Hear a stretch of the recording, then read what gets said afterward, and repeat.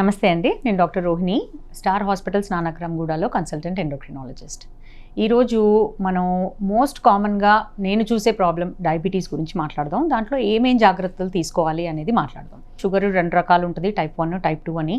Type 1 చిన్నపిల్లల్లో వచ్చేది, type 2 అడల్ట్స్లో వచ్చేది చాలా మటుకు. అప్పుడప్పుడు అది అటు ఇది ఇటు కూడా రావచ్చు, అది రేర్. షుగర్ ఉన్నప్పుడు ఏంటంటే చాలా మటుకు మనం షుగర్ అని షుగర్ మీదే ఫోకస్ చేస్తుంటాం. కానీ షుగర్ ఒక్కటే కాదు, షుగర్ ఉన్నప్పుడు మనం వేరే వాటి మీద చాలా కూడా జాగ్రత్తలు తీసుకోవాలి. అయితే ఫస్ట్ ఏంటి అంటే షుగర్ కంట్రోల్లో పెట్టుకోవడం ఒకటి కరెక్ట్. అయితే షుగర్ బాగా ఎక్కువ అవ్వకూడదు, బాగా తక్కువ కూడా అవ్వకూడదు. ఒకటేంటంటే షుగర్ బాగా డౌన్ అయితే అది ఇమ్మీడియట్గా డేంజర్.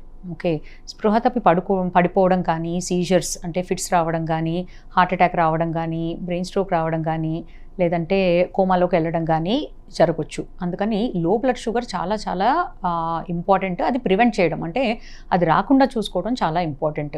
టైంకి తినడం అనేది చాలా ఇంపార్టెంట్. కొంతమంది డయాబెటీస్ పేషెంట్స్ కొన్ని మందుల వల్ల లో షుగర్ వచ్చే అవకాశం ఉంది. అలాంటి వాళ్ళు మాత్రం టైంకి తినాలి. ఎస్పెషల్లీ లంచ్ లేట్ అయినప్పుడు నాకు షుగర్ లో అవుతుంది అని చెప్తుంటారు.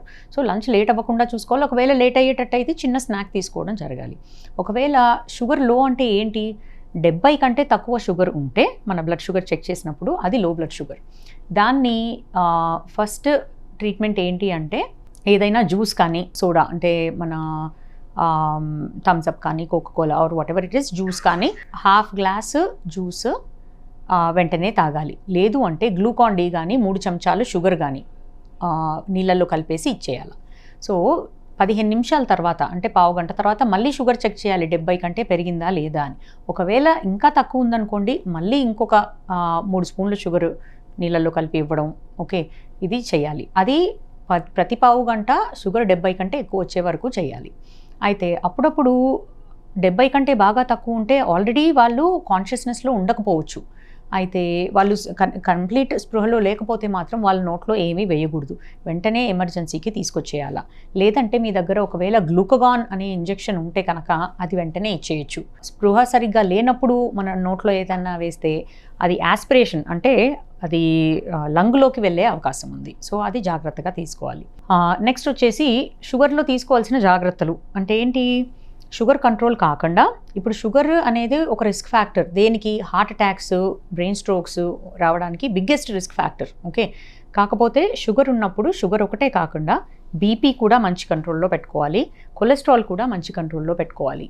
ఓకే, ఇవి కాకుండా వన్స్ ఎ ఇయర్ అంటే సంవత్సరానికి ఒకసారి కంటి పరీక్ష. అందులో ఏంటంటే రెటీనా చెక్. చాలామంది అంటుంటారు నాకు చాలా బాగా కనబడుతుంది, న్యూస్ పేపర్ బాగా చదువుతున్నాను, నాకేం అక్కర్లేదు అని. లేదు, అది కాదు. లోపల పొర రెటీనా అనేది మనం చూపించుకోవాలి. వన్స్ ఎ ఇయర్ కంటి డాక్టర్కి తప్పకుండా ఎగ్జామిన్ చేయించుకోవాలి. Next dental issues. డయాబెటీస్ ఉన్న వాళ్ళకి గమ్ ఇన్ఫెక్షన్స్, ఇన్ఫ్లమేషన్స్ చాలా కామన్.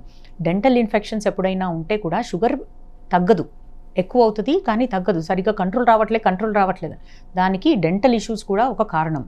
నోట్లో ఇన్ఫెక్షన్స్, అలా గమ్ ఇన్ఫెక్షన్స్ అట్లా ఉన్నప్పుడు షుగర్ పెరుగుతుంది. Dental check once a year compulsory చేయించుకుంటే మంచిది. తర్వాత టైం టు టైం హార్ట్ కూడా ఇవాల్యుయేట్ చేయించుకోవాలి. అదేంటంటే మన రిస్క్ ఫ్యాక్టర్స్ అంటే ఫ్యామిలీ హిస్టరీలో ఎవరికైనా ఉందా, తర్వాత మనకి బీపీ, కొలెస్ట్రాల్, స్మోకింగ్ ఇలాంటి రిస్క్ ఫ్యాక్టర్స్ ఉన్నప్పుడు దానికి అనుగుణంగా మనం హార్ట్ చెకింగ్ చేసుకోవాలి. దానికి ఉపయోగపడే టెస్ట్లు వచ్చేసి ECG, 2D echo, treadmill test అని అవన్నీ కార్డియాలజిస్ట్ కరెక్ట్గా మీ రిస్క్ ఫ్యాక్టర్స్ని బట్టి రికమెండ్ చేస్తారు. కిడ్నీలు. ఓకే, కిడ్నీ పరీక్ష, కిడ్నీ కరెక్ట్గా పనిచేస్తుందా లేదా వన్స్ ఎ ఇయర్ చూపించుకుంటే బెటర్. తర్వాత డయాబెటీస్ వల్ల నరాలు కూడా ఎఫెక్ట్ అవుతాయి. నరాల వల్ల అరికాళ్ళ మంటలు అనేది చాలా కామన్. ఓకే, అయితే అది అరికాళ్ళ మంటలు వచ్చినప్పుడు B12 డెఫిషియన్సీ ఉందా లేదా చూసుకోవడం కూడా చాలా ఇంపార్టెంట్.